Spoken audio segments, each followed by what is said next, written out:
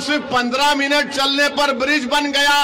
और याद रखो, जब अख्तरुल ईमान एमपी बनेगा तो हम पूरा सीमांचल चलेंगे और डेवलपमेंट लाएंगे इंशाअल्लाह।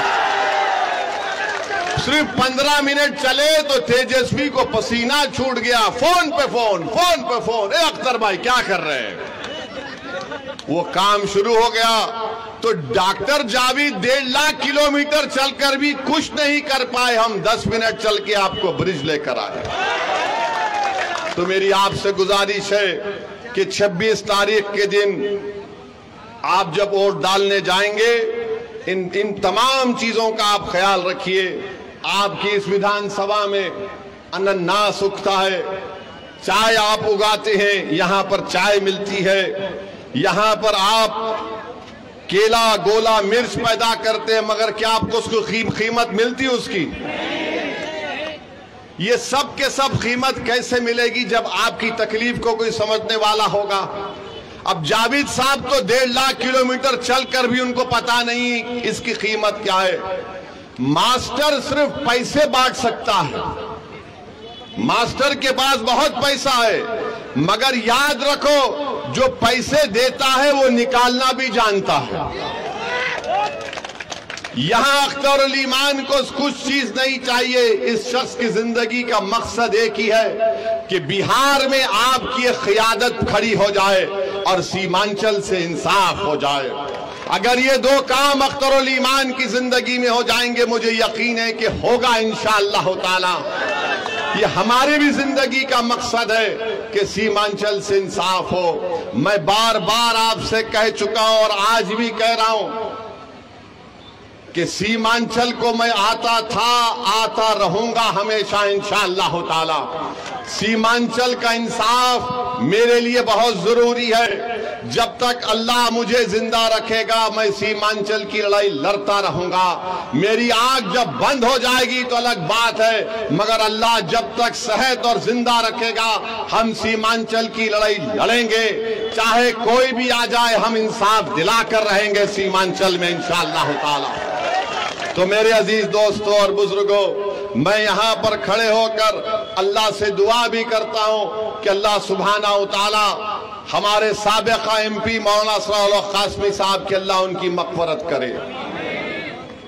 नेक आदमी थे।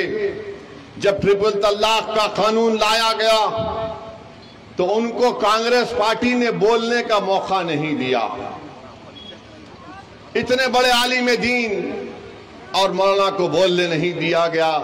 मेरे भाई, ये पार्लियामेंट में बोलने ही की खुसूसियत है। कोई पार्लियामेंट नहीं जाता गूंगा अंधा बन के बैठने के लिए। पार्लियामेंट में कोई जाता है तो आपकी तकलीफ को बयान करने के लिए जाता है। आपके इस इलाके में आप जानते हैं कि यहाँ पर 5-8 नदियों का पानी आता है, महानंदा, मेंची और कनकई। इसका हल कैसे निकलेगा मेरे भाई? इस विधानसभा में इतनी तकलीफ है, इसका हल कैसे निकलेगा? अख्तरुल ईमान को आप यहां से अपना नया एमपी बनाइए। हम आपसे वादा करेंगे इंशाअल्लाह ताला ये तकालीफ दूर होगी। आपके इस विधानसभा में पिपरी थान से बादल चौक की रोड है, रोड नहीं है, रोड नजर ही नहीं आती। कौन ये आपकी लड़ाई लड़ सकता है? सिवाय अख्तरुल ईमान के कोई नहीं लड़ सकता। और जो मास्टर है वो मोदी उसका मास्टर है, और हम हर हाल में इनका साथ नहीं देना चाहिए। याद रखिए, मजलिस पिछले 10 साल से पार्लियामेंट में जितने भी कानून मोदी ने लेकर आए, मजलिस ने उन तमाम कवानीन के खिलाफ वोट दिया। CAA का कानून हो, ट्रिपल तलाक का कानून हो। बल्कि मास्टर से एक बात पूछ लेना, और जावेद से भी पूछ लेना, पिछला पार्लियामेंट का आखिरी सेशन था तो हुकूमत नरेंद्र मोदी के पूछा कि 22 जनवरी को बड़ा तारीखी काम हुआ था, कोई तकरीर नहीं कर सका जो हम बेबाकी के साथ बता दिए।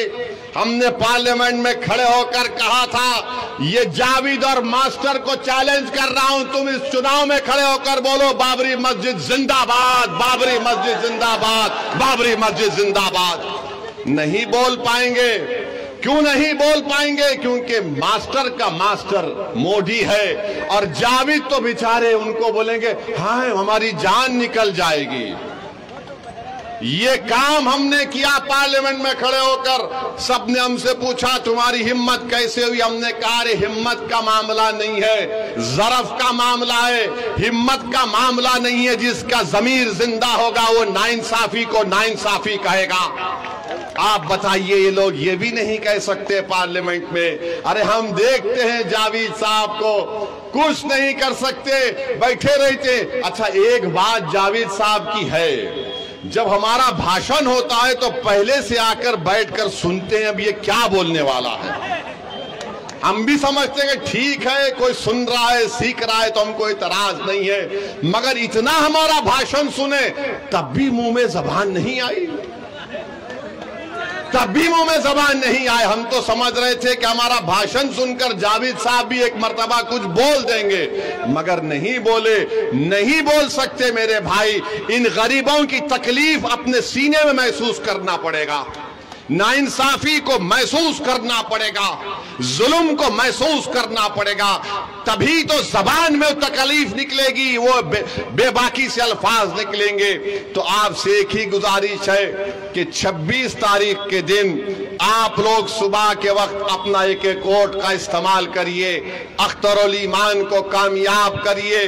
किशनगंज की पार्लियामेंट की सीट से अख्तरुल ईमान को कामयाब करिए। हम आपसे वादा कर रहे हैं कि अख्तरुल ईमान को भी हम कहेंगे कि इनकी कामयाबी के बाद जितने विधानसभा किशनगंज पार्लियामेंट में आते हैं वहां पर अख्तरुल ईमान एक एक दफ्तर एक ऑफिस खोलेंगे, क्योंकि सीमांचल की लड़ाई अगर अख्तर भाई दिल्ली में लड़ेंगे तो आपके ठाकुरगंज की विधानसभा में अख्तरुल ईमान का ऑफिस होगा, वहां पर एक लड़का बैठेगा, आप कभी भी आकर अपनी तकलीफ को उसको बयान करेंगे ताकि आपके एमपी को मालूम हो सके। ये हम आपसे वादा करके जा रहे हैं। हम आपसे ये वादा नहीं कर रहे हैं कि अख्तरुल ईमान 1.5 लाख किलोमीटर चलेंगे। अख्तरुल ईमान चलेगा जरूर, और आपको भी साथ में चलना पड़ेगा इंशाअल्लाह ताला। हम आपको बता रहे हैं आने वाले महीनों में इंशाअल्लाह ताला विधानसभा के चुनाव से पहले अगर आप हमारे साथ चलने को तैयार हैं तो पूरा सीमांचल चक्का जाम किया जाएगा। मोदी याद रखो, तुमको बताएंगे यहां पर घुसपैठी नहीं, यहां पर इंसान रहते हैं। अरे तुम सबका साथ सबका विकास की बात करते हो, तुम विकसित भारत की बात करते हो, मगर सीमांचल को तुमने नजरअंदाज करके रख दिया। 10 साल में तुमने एयरपोर्ट नहीं बनाया, तुमने कोचा दामन में रेलवे स्टेशन नहीं खोला, तुमने बहादुरगंज में डिग्री कॉलेज नहीं खोला। अगर आप ये वीडियो YouTube पर देख रहे हैं तो हमारे चैनल को सब्सक्राइब करें और बेल आइकन को दबाना ना भूलें। अगर आप Facebook पर ये वीडियो देख रहे हैं तो हमारे पेज को लाइक करें।